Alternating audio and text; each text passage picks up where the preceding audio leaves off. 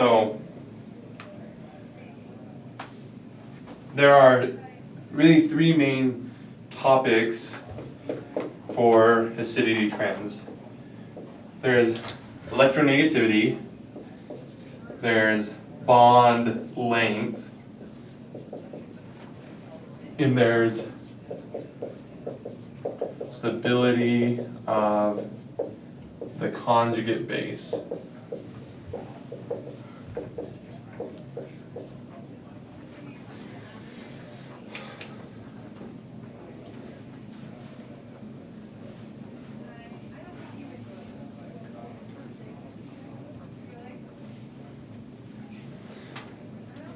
So electronegativity, what is electronegativity? How much an atom wants electrons. Yeah. So I think a classic example of electronegativity or even dipole is water, right? Oxygen is more electronegative than water, so it's pulling the electrons away. So let's draw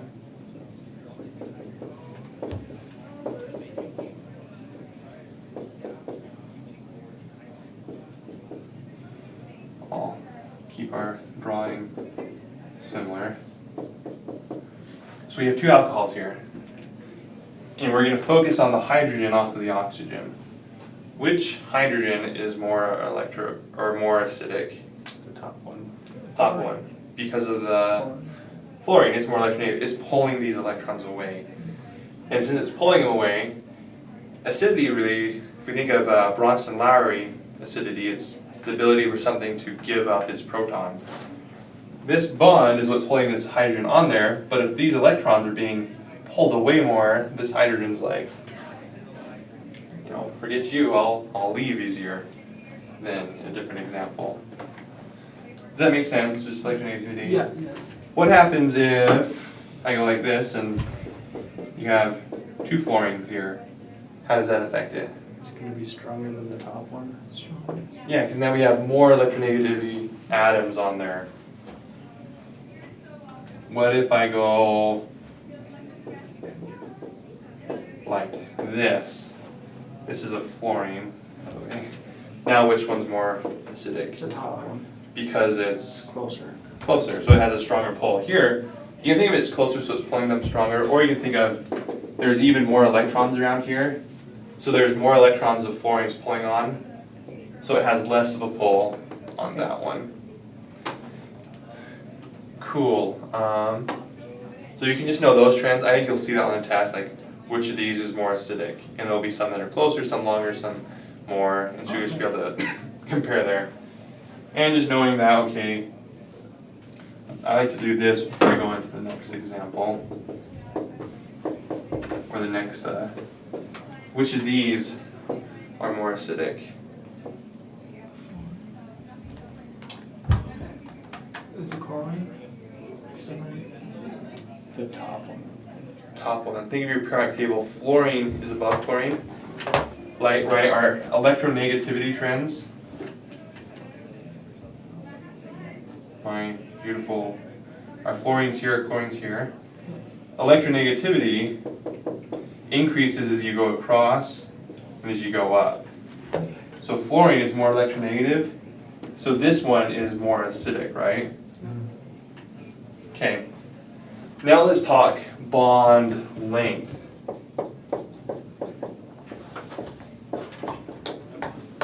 And this I think tripped me up a little bit when I first learned about it. Which of these are more acidic? Chlorine.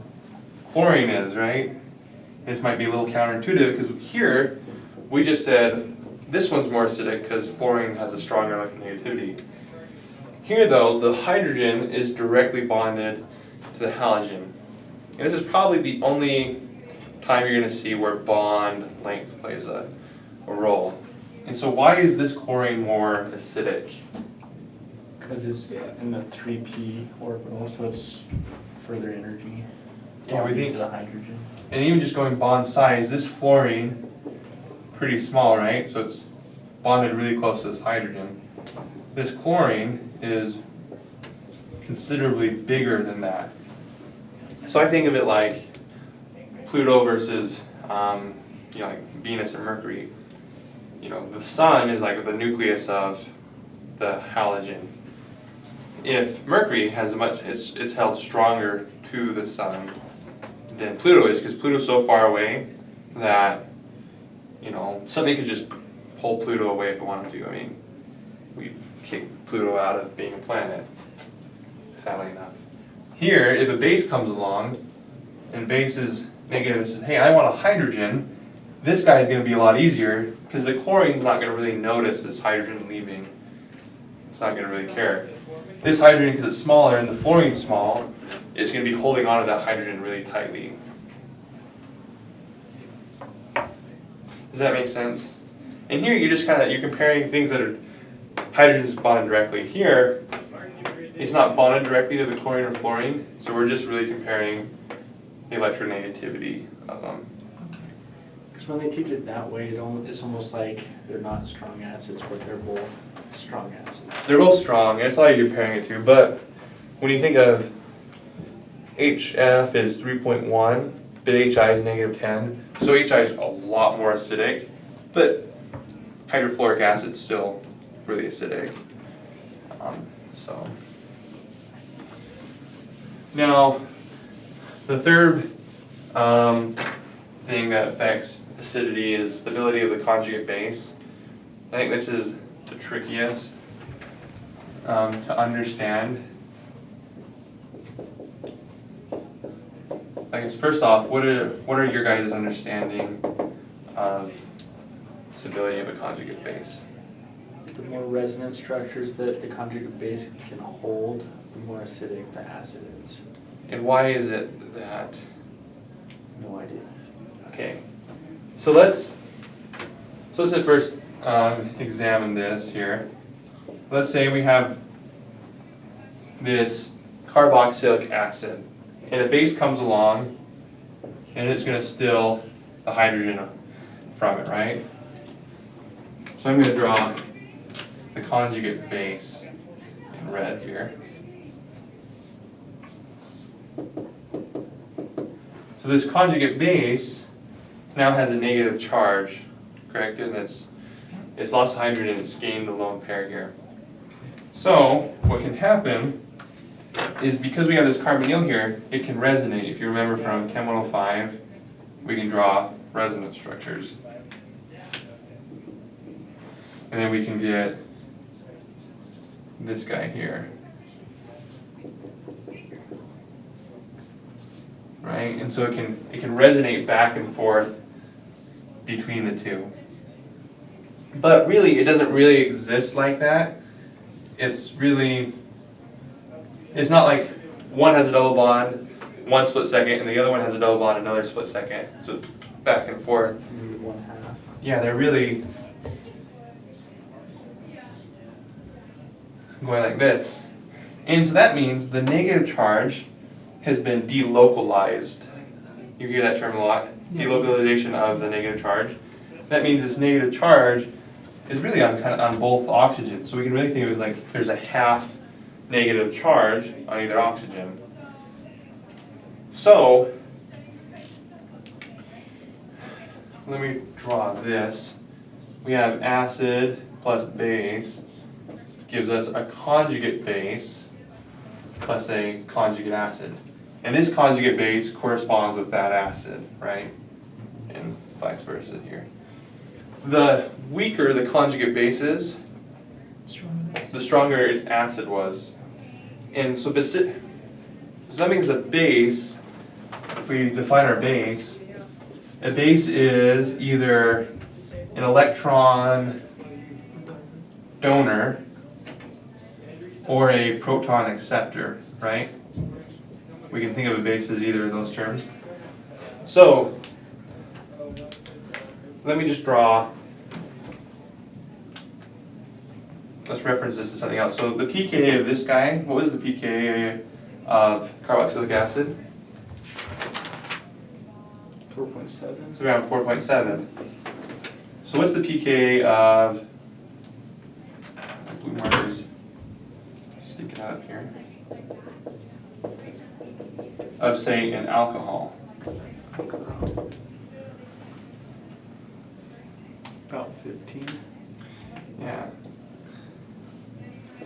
notice this is a lot more acidic than this.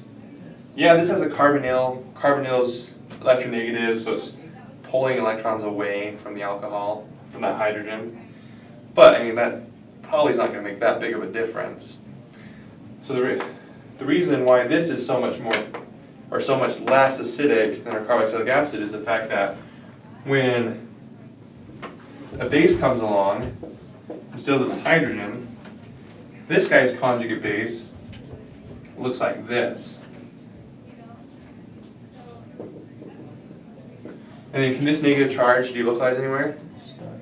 It's stuck there. Do molecules like to have negative charges on it? No, they want to be neutral.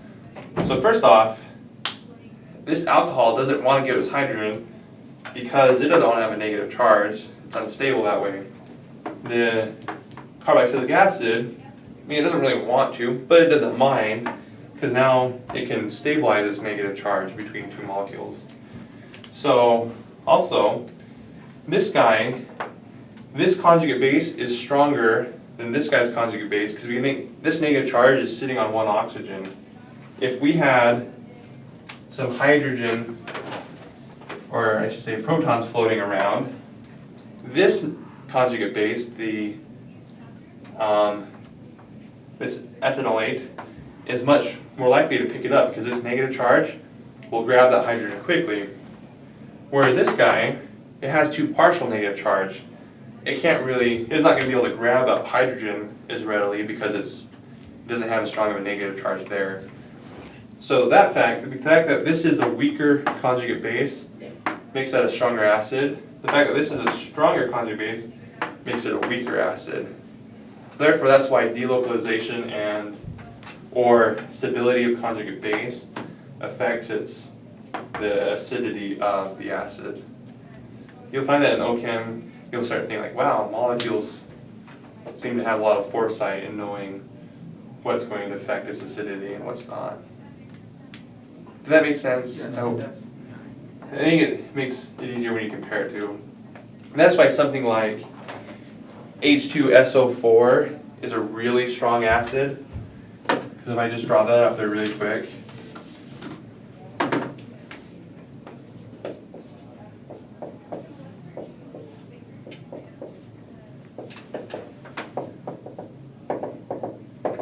So we think when this guy loses its hydrogen, we get this negative charge here, he can rotate either this way or it could rotate this way.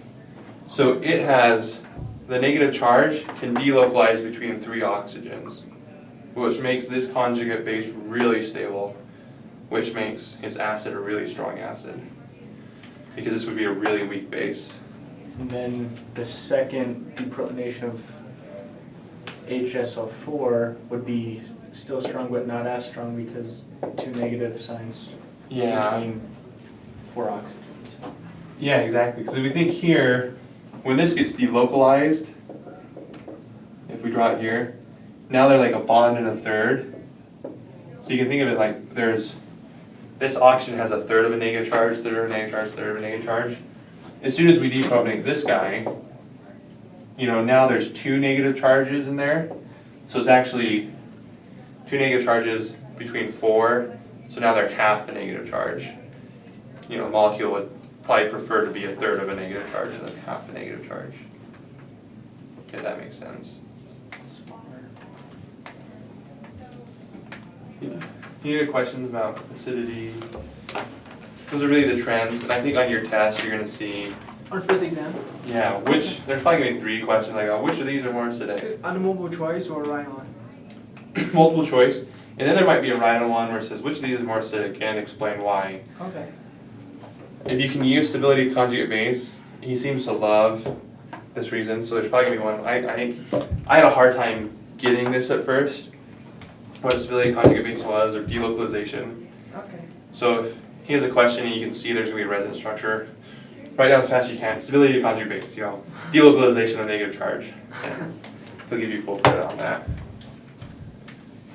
And then of course he'll probably have some examples where you have to say, this is acidic because of electronegativity, or this is acidic because of bond length. or bond strength.